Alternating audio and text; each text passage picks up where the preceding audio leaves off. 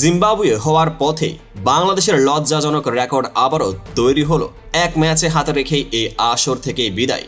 কি এমন একটা ডু অর ডাই ম্যাচ খেলেছে আমাদের নাজমুল হোসেনের শান্তর দল, আর সেই সাথে ইংল্যান্ডের মতো দলকে মুক্তি দিয়ে আমাদের ইতিহাসে লেখা হলো এক অপ্রত্যাশিত লজ্জাজনক অধ্যায়। আজকের ভিডিওতেই দেখব কিভাবে চ্যাম্পিয়ন্স ট্রফিতে বাংলাদেশের বাজে ক্রিকেট, দুর্বল ম্যানেজমেন্ট ও ভুল কৌশলের ফলে শুধু ম্যাচ হারায়নি, বরং নিজেরাই নিজেদের কাছে প্রশ্ন তুলে।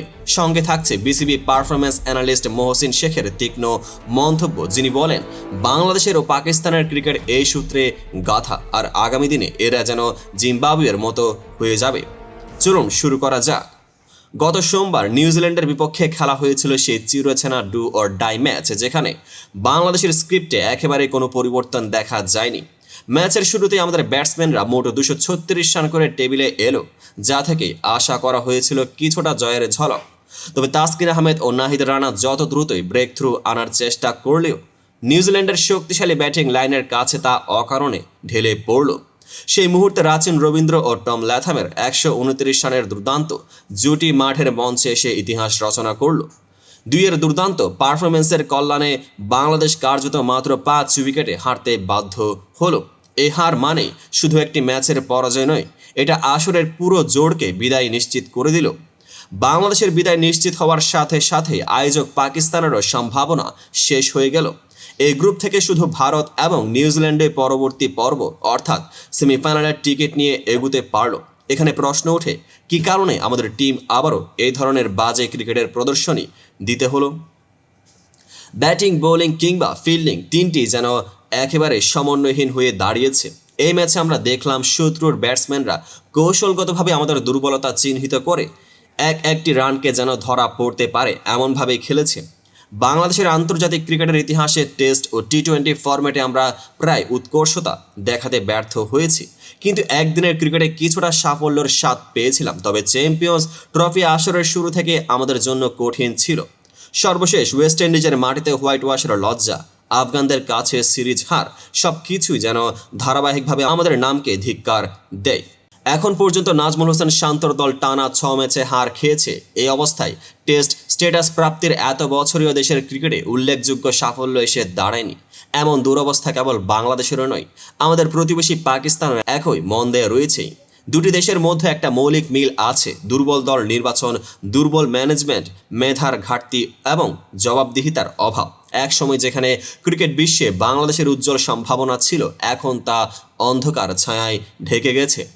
গত 2017 সালে ইংল্যান্ডে বসেছিল চ্যাম্পিয়ন্স ট্রফির আসর, যেখানে পাকিস্তান ছিল বিজয়ী, কিন্তু পরবর্তী বছরগুলোতে ধীরে ধীরে দুই দলের গ্রাফ নিম্নমুখী হয়ে উঠেছে।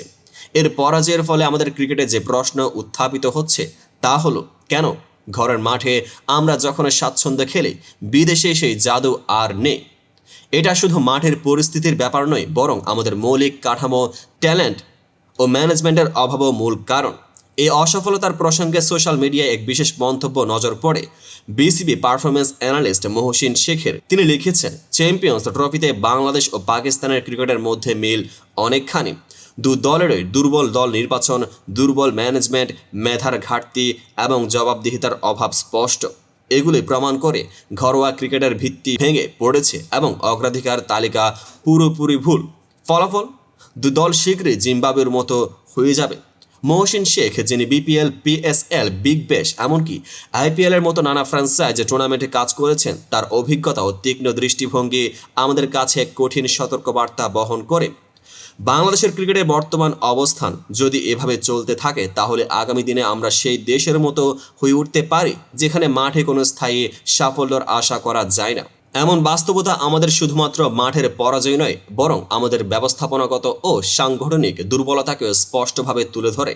এখানে আমাদের প্রশ্ন উঠতেই বাধ্য, এই অবস্থা থেকে বের হয়ে আসার উপায় কী? সঠিক দিক নির্দেশনা, শক্তিশালী টিম সিলেকশন ও উপযুক্ত ম্যানেজমেন্ট ছাড়া আমরা কিভাবে আন্তর্জাতিক ক্রিকেটে নিজেকে প্রমাণ করতে পারব? আবার আসরের আরেকটি বিতর্কিত মুহূর্ত এসেছে। আমাদের বিপক্ষে যে রেকর্ড গড়ে উঠেছে তা একেবারেই লজ্জাজনক। চ্যাম্পিয়ন্স ট্রফির ইতিহাসে বাংলাদেশের প্রতিনিধিরা মাত্র 14 ম্যাচে এসে 6ষ্ঠ সেঞ্চুরি হজম করেছে। এত কম ম্যাচে এত বেশি সেঞ্চুরি ভক্ষণ যা আগে কখনো কেউ করতে পারেনি। এই রেকর্ডের তুলনায় দেখি ভারত, নিউজিল্যান্ড ও ইংল্যান্ড এই 3 দলের বিপক্ষে 6টি করে সেঞ্চুরি আছে। ভারত চলতি আসরে 30তম ম্যাচে তাদের 6ষ্ঠ সেঞ্চুরি হজম করেছে বাংলাদেশের বিপক্ষে। সেই খেলার নায়ক ছিলেন তাওহিদ হৃদয়। নিউজিল্যান্ডের বিপক্ষে 6ষ্ঠ সেঞ্চুরি ছিল 2017 আসরে কার্ডিফ ম্যাচে মাহমুদুল্লাহ রিয়াদের দ্বারা। আর ইংল্যান্ড 2009 সেমিফাইনালে 16তম ম্যাচে 6ষ্ঠ সেঞ্চুরি হজম করে, যেখানে শেন ওয়াটসন ও রিকি পন্টিংয়ের জোড়া হিসেবে সম্মিলিতভাবে সেঞ্চুরি করেছিল। বাংলাদেশ আবারও চমক দেয়, কারণ এই আসরে তাদের 14তম ম্যাচে হয়ে গেল 6ষ্ঠ সেঞ্চুরি, যা শুধু একটি পরিসংখ্যান নয় বরং একটি লজ্জাজনক সাইন হিসেবে ইতিহাসে চিরকাল অক্ষয় হয়ে থাকবে। এতে মনে হয় আমাদের বিপক্ষে ক্রিকেট বিশ্বের শ্রেষ্ঠ ব্যাটসম্যানরা যেন একে অপরকে চ্যালেঞ্জের মতো করে ডেকে এনে আমাদের দুর্বলতা প্রকাশ করে দিচ্ছে। উদাহরণস্বরূপ শ্রীলঙ্কার Upul Tharanga, Mohali 2006, Chris Gayle Jaipur 2006, Joe Root the Oval 2017 ও রোহিত শর্মা বার্মিংহাম 2017, এদের সেঞ্চুরি আমাদের বিপক্ষে এসেছে। আর চলতি আসরে শুভমান গিল ও রাচিন রবীন্দ্র আবারও সেই রেকর্ডকে নতুন মোড়ে নিয়ে গেল। বিশেষ উল্লেখ করার বিষয় হলো, রাচিন রবীন্দ্র শুধু সেঞ্চুরি করেই থাকেননি, তিনি বিশ্ব রেকর্ড ভাঙলেও নিজ দেশের ইতিহাসে একাধিক রেকর্ডের জন্ম দেন। 25 বছর বয়সে সচিন টেন্ডুলকারের তুলনায় বেশি আইসিসি ইভেন্টে সেঞ্চুরি করার মানদণ্ডে পৌঁছানো, আর ওয়ানডে বিশ্বকাপ ও চ্যাম্পিয়ন্স ট্রফি উভয় অভিষেকে সেঞ্চুরি করার মাইলফলক অর্জন, এই সব কিছু আমাদের জন্য এক ধরনের সতর্কবাণী। এই পরিসংখ্যানগুলো শুধু আমাদের বিপক্ষে ব্যাটসম্যানদের দক্ষতা নয়, বরং আমাদের ব্যাটিং এবং ম্যাচ ম্যানেজমেন্টের গভীরে ত্রুটিকেও তুলে ধরে। বাংলাদেশের বিরুদ্ধে সেঞ্চুরি করা মানে হচ্ছে বিপক্ষে ব্যাটসম্যানদের প্রতিটি সুযোগকে কাজে লাগিয়ে আমাদের দুর্বলতা প্রকাশ করে ফেলা। এখন প্রশ্ন ওঠে, কেন আমরা এত দ্রুত এই লজ্জাজনক রেকর্ডে পৌঁছেছি? সম্ভবত এটা শুধুমাত্র মাঠে খেলার পারফরমেন্সের প্রশ্ন নয়, বরং আমাদের দল নির্বাচনের ভুল, প্রশিক্ষণ ব্যবস্থার ঘাটতি এবং সিদ্ধান্ত গ্রহণের দুর্বলতা এটির মূল কারণ। এই সমস্ত পরাজয় ও লজ্জাজনক রেকর্ড থেকে আমাদের কি শিক্ষা নেওয়া উচিত?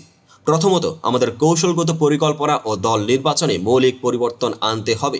সঠিক প্রশিক্ষণ, মাঠের সংগঠন ও খেলার প্রতিটি দিকের জন্য উপযুক্ত ম্যানেজমেন্টে ছাড়া আমরা কখনোই আন্তর্জাতিক ক্রিকেটে নিজেদের প্রমাণ করতে পারবো না।